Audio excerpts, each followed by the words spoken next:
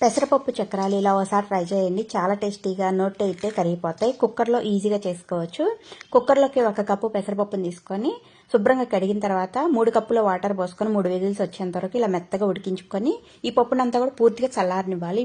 ఈ పప్పు చల్లారే లోపు ఒక వెడల్పుగా ఉన్న ప్లేట్ని తీసుకొని ఇందులోకి 1 కప్పు పెసరపప్పుకి 5 కప్పుల వరిపిండి, అదేనండి బియ్య పిండిని చొప్పున వేసుకొని టేస్ట్ సరిపోయిన సాల్ట్, 1 టేబుల్ స్పూన్ వాము బాగా రబ్ చేసుకుని వేసుకొని 2 టేబుల్ స్పూన్లు నువ్వులు, 1 స్పూన్ కారము, 1 టేబుల్ స్పూన్ ఆయిల్ కానీ లేదా బటర్ కానీ బాగా వేడి చేసుకుని వేసుకొని ఇవన్నీ కూడా పిండిలో బాగా కలుపుకున్న తర్వాత పప్పు అంతా కూడా పూర్తిగా చల్లారిన తర్వాత ఇలా మెత్తగా మిక్సీ పట్టేసుకొని వరి పిండిలో వేసుకొని వాటర్ ఏమి యాడ్ చేయకుండా ఫస్ట్ ఇదంతా కూడా బాగా కలుపుకున్న తర్వాత ఇప్పుడు కొద్దిగా వాటర్ పోసుకుంటూ చపాతీ పిండిలాగా సాఫ్ట్గా కలుపుకొని పెట్టుకోవాలి. పిండి పైన మూత పెట్టేసుకొని చక్రాల గిద్దలకి ఇలాంటి హోల్స్ ఉన్న ప్లేట్ని పెట్టుకుని లోన కొద్దిగా ఆయిల్ అప్లై చేసి తగినంత పిండిని పెట్టేసి వేడి ఆయిల్లో ఇలా చక్రాలు ఒత్తుకొని 2 వైపులా కూడా ఫ్రై అయిన తర్వాత తీసేసుకోవాలి.